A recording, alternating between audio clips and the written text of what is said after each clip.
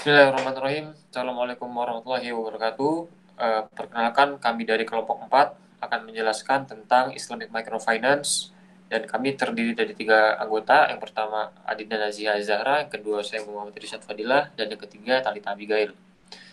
Silakan untuk selanjutnya kepada Adinda Nazia Zahra.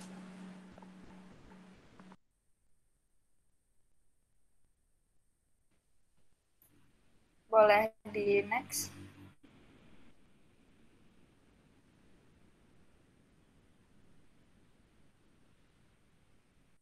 Karena di sini ada definisi dari usaha mikro. Usaha mikro itu sendiri merupakan usaha produktif milik orang perorangan atau badan usaha perorangan yang memenuhi kriteria usaha mikro sebagaimana diatur dalam undang-undang.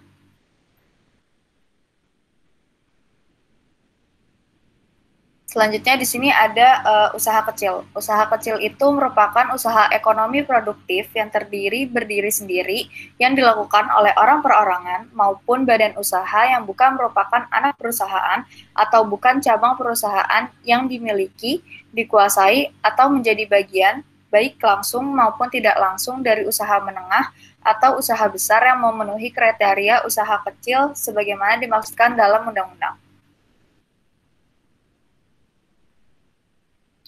Selanjutnya di sini ada usaha menengah. Usaha menengah itu sendiri merupakan usaha ekonomi produktif yang berdiri sendiri yang dilakukan oleh orang perorangan atau badan usaha yang bukan merupakan anak perusahaan atau cabang perusahaan yang dimiliki, dikuasai, atau menjadi bagian baik langsung maupun tidak langsung dengan usaha kecil atau usaha besar dengan jumlah kekayaan bersih atau hasil penjualan tahunan.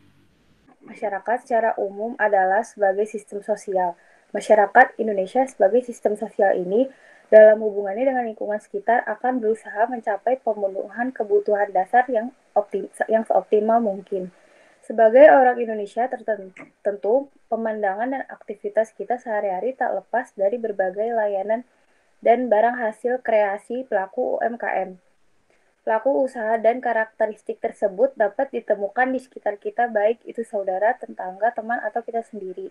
Usaha mikro ini sangat memiliki peran bagi masyarakat Indonesia. Usaha mikro dapat mengoptimalkan kebutuhan dasar masyarakat Indonesia. Selain itu, peran UMKM penting yang pertama adalah sebagai sarana mengentas masyarakat miskin dari jurang kemiskinan, dan usaha mikro juga memiliki peran yang sangat penting dalam pemerataan ekonomi masyarakat. Berbeda dengan perusahaan besar, usaha mikro memiliki lokasi di berbagai tempat, termasuk di daerah yang jauh dari jangkauan perkembangan zaman sekalipun. Tabel ini merupakan data jumlah UMKM yang ada di Indonesia yang dari tahun 2016, 2017, dan 2018. Tercatat lebih dari 65 juta UMKM yang tersebar di Indonesia. Pada 2016 tercatat 61,7 juta di Indonesia. Jumlahnya terus meningkat pada 2017 dan jumlahnya mencapai 62,9 juta. Dan pada 2018 jumlah UMKM mencapai 64,2 juta. Diprediksikan bahwa tahun-tahun berikutnya jumlahnya akan terus meningkat. Pertumbuhan ekonomi yang tinggi yang didukung oleh pertumbuhan sektor industri akan mendorong meningkatnya permintaan terhadap tenaga kerja yang pada gilirannya akan memperluas kesempatan kerja. Meningkatnya kesempatan kerja baru akan mendorong tingkat pendapatan masyarakat sehingga daya beli masyarakat akan meningkat. Selanjutnya, perluasan kesempatan kerja berarti berkurangnya pengangguran dan peningkatan pendapatan masyarakat yang pada akhirnya diharapkan dapat meningkatkan kesejahteraan dan menurunkan tingkat kemiskinan. Jadi dengan adanya usaha mikro ini dapat menciptakan lapangan kerja baru, meningkatkan penyediaan lapangan kerja dengan jumlah yang cukup besar, serta meningkatkan penghasilan masyarakat menengah ke bawah.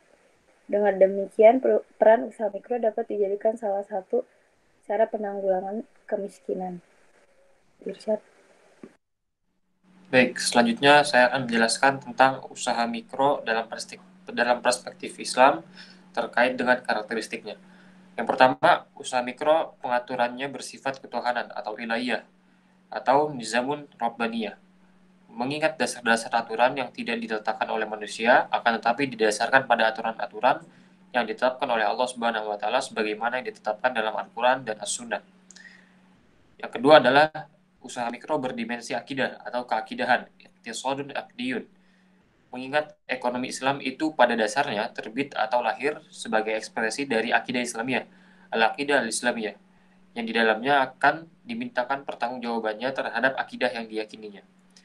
Yang ketiga adalah berkarakter ta'abudi, ta'biun ta'budiyun. Mengingat usaha mikro Islam itu merupakan tata aturan yang berdimensi ketuhanan atau nizam rabbaniyah. Yang keempat, terkait dengan akhlak. Murtabitun bil akhlak.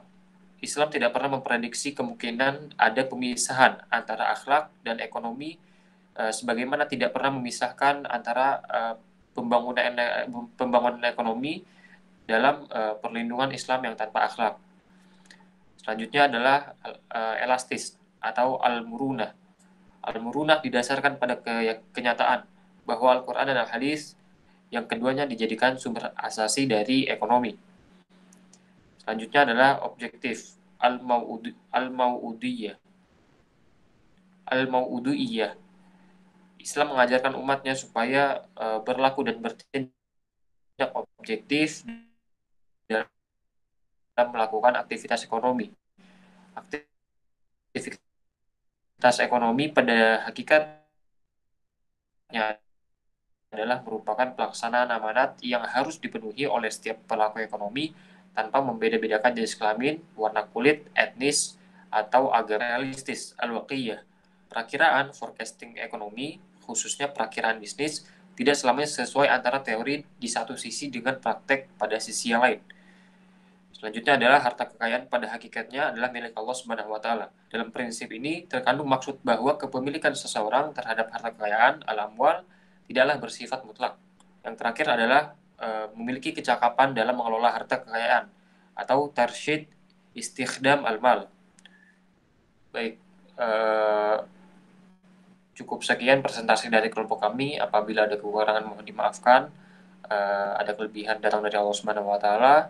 Terima kasih atas perhatiannya. Assalamualaikum warahmatullahi wabarakatuh.